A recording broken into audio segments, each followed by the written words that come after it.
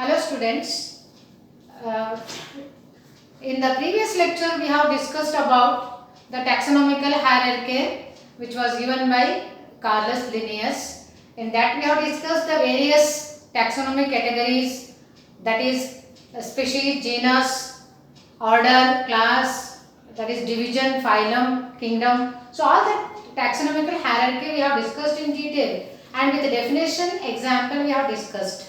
Now we will move towards the last topic in this lesson, that is taxonomical aid. So what is taxonomical aid? Let us define, and what is the need of the taxonomical aid. Literally, aid means the tool. Aid means what? Tool, which help us to understand, to identify the particular plant as well as animal species. Take for example, if you want to identify any plant or any animal species, we need some help or some tool to recognize, to classify that plant. So hence, scientists, biologists have established certain procedures, techniques to identify and classify the particular plant as well as animal species. So what are the different methods or procedures, techniques the scientists have discovered, they have followed those procedures? So we will understand the taxonomical aid in details. Okay, so definition is clear. Taxonomical aid is nothing but it's a tool. So these are different tools which are essential, which are helpful for us to understand, to classify the plant species as well as animal species. And what is the need? So where these taxonomical aids are applicable, where they are helpful. Usually the taxonomical aids are helpful in the field of forestry, even the agriculture, in the biodiversity, and to know more about the bioresources found on the earth. So to know all these bioresources, we need a taxonomical aid. Okay, so this is the need for the taxonomical aid. Now we shall understand what are the different types of taxonomical aids. One by one we will discuss. The first one is herbarium. Herbarium. This is the herbarium. Usually the herbarium is a method. This is the one technique or a method. Usually we apply, this is applicable for the plant specimen. Specimen, see, plant specimen, animal specimen, two kinds of specimens we come across. But herbarium especially refers to the plant specimen. Suppose if you want to have any information about any particular medicinal plant, we can take the help of herbarium sheet. So how to prepare the herbarium sheet? Let us understand.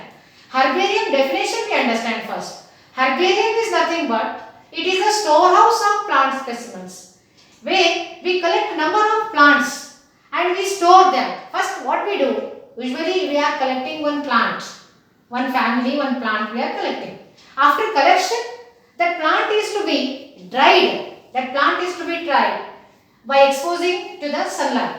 After drying, it is pressed. It is pressed. How to press that plant? That plant is pressed by keeping between the newspaper. They are pressed thoroughly by pressing.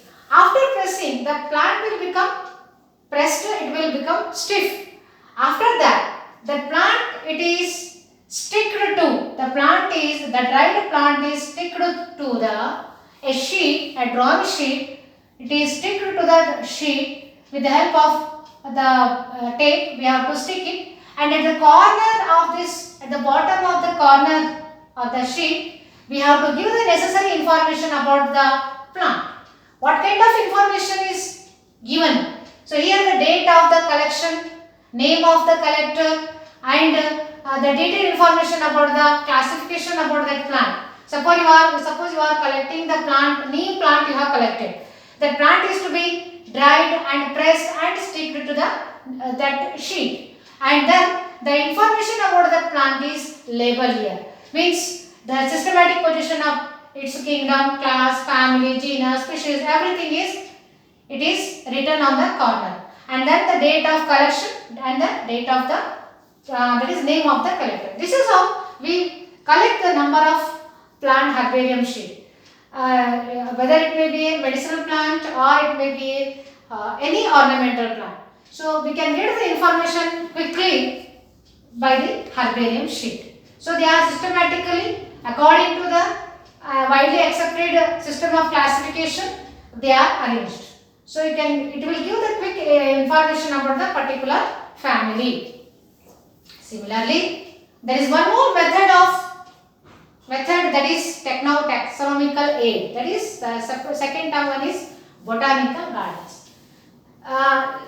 You might have visited many botanical gardens. So within Karnataka itself, in Bangalore itself, there is one botanical garden. In Ooty also there is one botanical garden. Probably you might have visited. But these botanical gardens, they are providing us the detailed information about the particular plant. Okay, take for example, these are botanical gardens. They are providing us. They are what? They are giving the necessary information. They are the collections of the living plants. Usually, what kind of plants are cultivated here? Usually, the plants which are rare one, which are useful one. Rare plant, useful plant. Such plants are cultivated in the botanical gardens, and they will give the information about the particular plant species for the study purpose, for reference purpose. Okay, and it will give the detailed information. Especially for the identification purpose, these botanical gardens are essential. What kind of plants are cultivated? Especially the rare plants or useful plants are cultivated in the botanical gardens. The famous botanical gardens we know, they are situated. See, Kew is one place in the England where botanical garden is situated, which gives the number of information about the plants. Similarly, Indian Botanical Garden, which is situated in the Howrah, that is in Bengal. Then National Botanical Research Institute. National Botanical Research Institute, it is situated in the Lucknow, that is in Uttar Pradesh. So all these are the examples for botanical gardens. With reference to botanical gardens, the question will be asked in the examination. You are supposed to remember the number of botanical gardens. Now, third one is museum. So here museum refers to, these are the biological museums. Usually these biological museums are established at school level and college level for study purpose, to study more about the particular plant species and animal species, to study their morphology as well as their internal structure. We need a museum. So in the biological museum, especially plants as well as animals. So how we preserve them? Usually the plant specimens are preserved. Even the small animals are preserved in a glass jars. They are preserved. They are preserved in a glass jar. The glass jar contains a chemical. Usually they are stored. They are preserved in a chemical by name formalin. See, formalin is one chemical which is a highly concentrated one, but before preservation, the formalin is to be diluted. That is 40% of the formalin chemical. In that chemical, usually the particular plant or the animal, it is to be preserved. And not only even some plants and animals, there are some insects. You want to preserve the insects. So what is the procedure for the preservation of the insects? Because the large number of insects you want to study, then what is the procedure to study the morphology of the insects? That is how to store them, how to preserve them. Usually the insects are stored in the wooden box. Then what is the procedure for the preservation of the insects? So here the insects, first of all what we do? The insects are killed. The insects are killed. How we kill them? We kill them just by putting them in a airtight jar. After killing, they are pinned.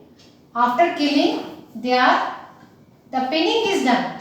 So after pinning, they are stored in a wooden box. They are pinned in a wooden box, and it is labeled with a particular labeling. Now, not only the insects. Suppose if you want to have information about the particular mammal, if you want to study the mammal, morphology of the mammal, there is one more method. How to store, how to preserve those large animals. Large animals such as monkey, such as pigeon, such as rabbit. Such a large number of animals can be preserved in the laboratory. The method is known as stuffing. The method is known as stuffing. So the animals are killed and they are stuffed with the help of husk, and then they are kept in the laboratory and we can study their morphology in detail. Similarly, we can also preserve some skeleton, say human skeleton and any other skeleton, any animal skeleton, they are also collected here. Okay, so they will also provide the information about the human body.